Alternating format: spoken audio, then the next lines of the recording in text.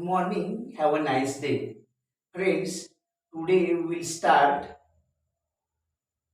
perfect continuous past tense म्हणजेच चालू पूर्ण भूतकाळ. चालू पूर्ण भूतकाळ. Perfect continuous past tense. Perfect continuous past tense. म्हणजे चालू पूर्ण भूतकाळ. चालू पूर्ण भूतकाळ. यामध्ये आपण आज अफर्मेटिव्ह फॉर्म म्हणजे होकारार्थी वाक्य.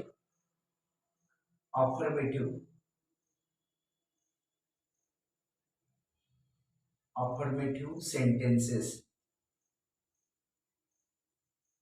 म्हणजे होकारार्थी वाक्य असेल तर त्याचा परफेक्ट कंटिन्युअस पास्ट टेन्स म्हणजे चालू पूर्ण भूतकाळ कसा होतो याविषयी आज आपण जाणून घेणार आहोत.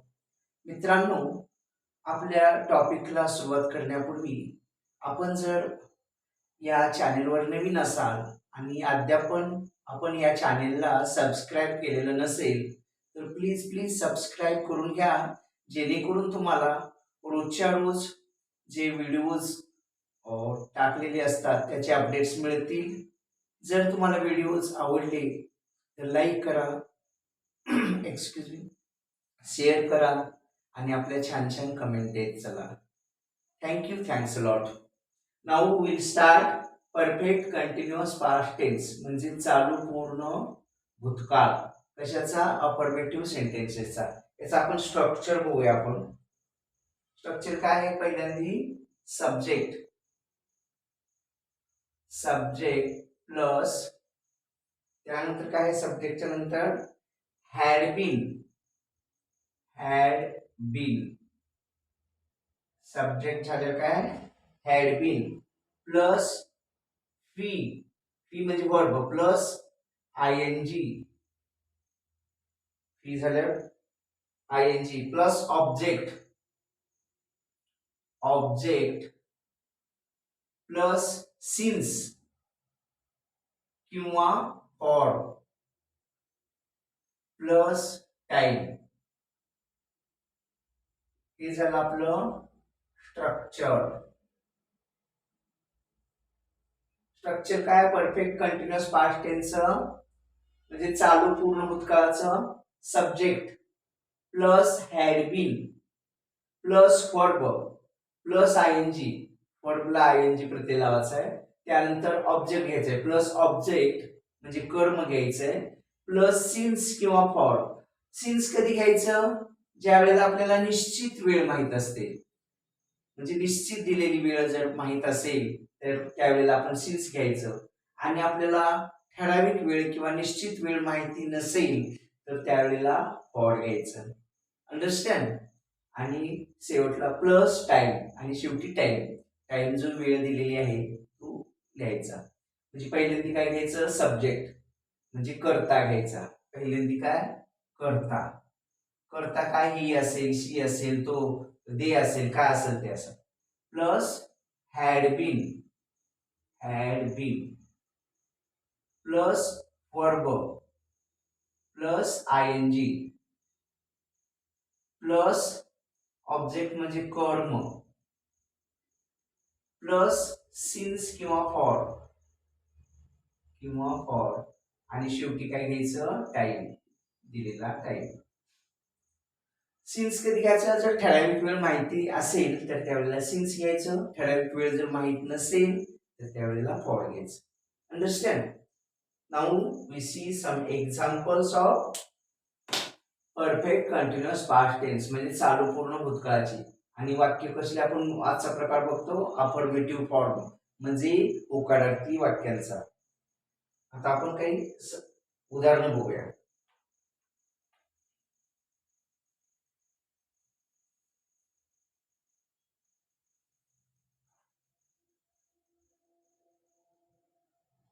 आता आपण एक्झाम्पल्स बघायची.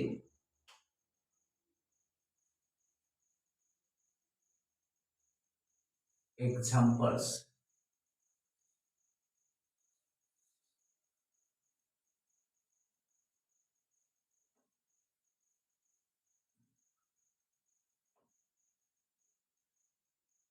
Sita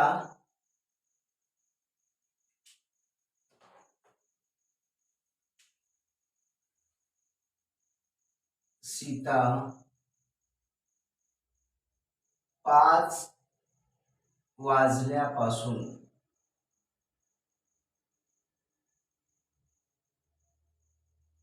अभ्यास करत होती.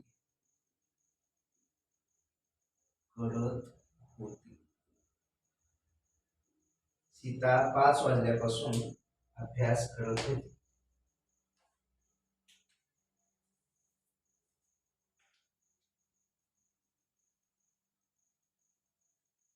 सीता कधीपासून अभ्यास करत होती? 5 वाजल्यापासून. म्हणजे आपल्याला ठराविक वेळ माहिती आहे म्हणजेच आपण आता सिन्स घ्यायचं का फॉर घ्यायचं? तर सिन्स घ्यायचं. आपल्याला ठराविक वेळ माहिती आहे म्हणून इथं सिन्स. तर पहिल्यांदा आपल्याला काय घ्यायचं? आपल्याला करता सब्जेक्ट सीता घेतलं. त्यानंतर had been. Sita had been अभ्यास स्टडी. पहिलं रूप काय होईल? स्टडी. आणि त्याला आयएनजी लावायचं. Studying verb plus ING. Studying. Sita had been studying. केव्हापासून करत होती अभ्यास? सिन्स. आपल्याला वेळ नक्की माहिती आहे. Since 5 o'clock. कधीपासून? 5 वाजल्यापासून. Sita had been studying since 5 o'clock. म्हणजे 5 वाजल्यापासून सीता अभ्यास करत होती. करेक्ट.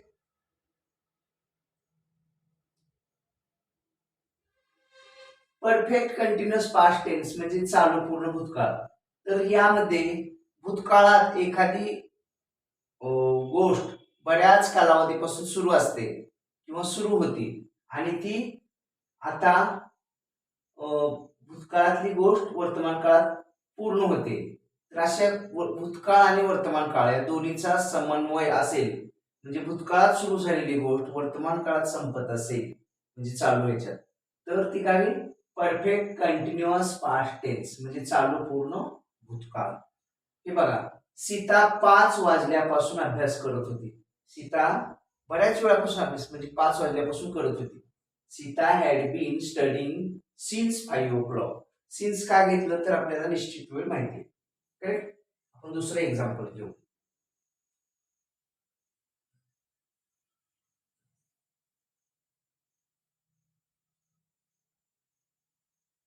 दुसरं एक्झाम्पल बघूया.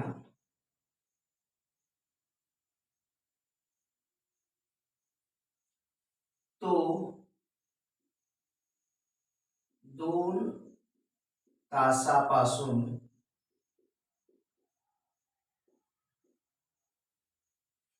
पुस्तक वाचत होता.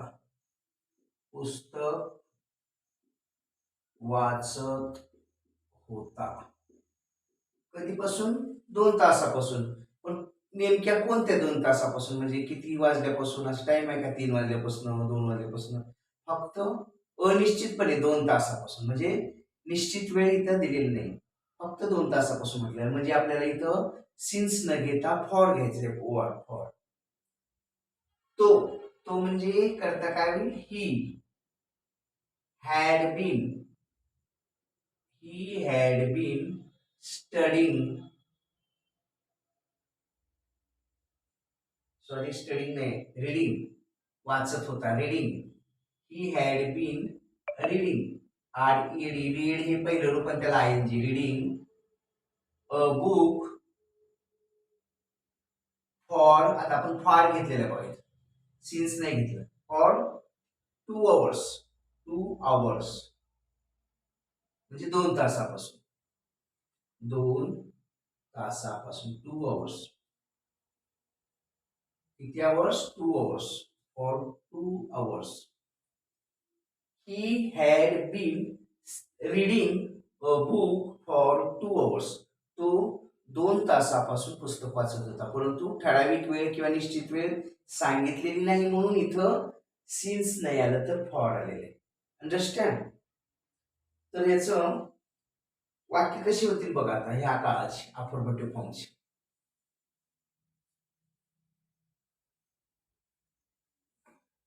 अफर्मेटिव्ह फॉर्मची वाक्य कशी होतील?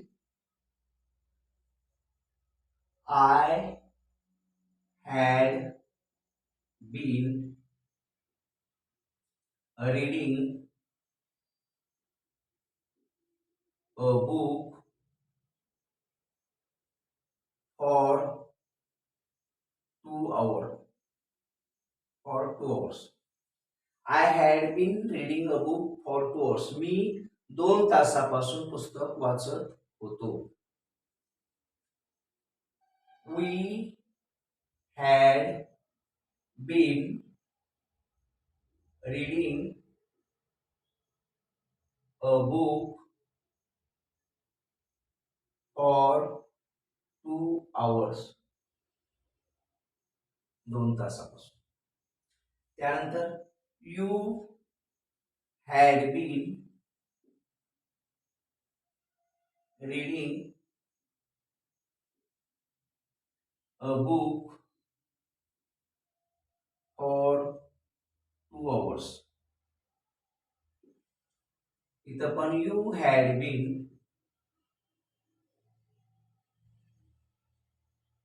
reading a book for 2 hours. 2 hours. They had been reading a book for 2 hours. ते 2 तासापासून पुस्तक वाचत होते. त्यानंतर he, she, it had been reading a book for 2 hours. आणि नेम जर असेल नाव, नेम म्हणजे Sita, Gopal etcetera. Sita, Gopal, etc. had been reading a book for 2 hours. आणि एक वचन असेल सिंग्युलर, सिंग्युलर किंवा प्लुरल असेल. प्लुरल म्हणजे अनेक वचन, तरी सुद्धा आपल्याला हॅड बीनच घ्यायचं आहे. याच्या पुढे पण हॅड बीनच. Had been reading a book for 2 hours. इथं सुद्धा तसंच. म्हणजे I had been reading a book for 2 hours. मी 2 तासापासून पुस्तक वाचत होतो. We had been reading a book for 2 hours. आम्ही 2 तासापासून पुस्तक वाचत होतो. You had been reading a book for 2 hours. तू 2 तासापासून पुस्तक वाचत होतास. You had been reading a book for 2 hours. तुम्ही 2 तासापासून पुस्तक वाचत होतात. They had been reading a book for 2 hours. ते गेली 2 तासापासून पुस्तक वाचत होते. ही, सी, इट म्हणजे he had been reading a book 2 hours for 2 hours म्हणजे तो गेली 2 तास पुस्तक वाचत होता. She had been reading a book for 2 hours. ती 2 तास पुस्तक वाचत होती.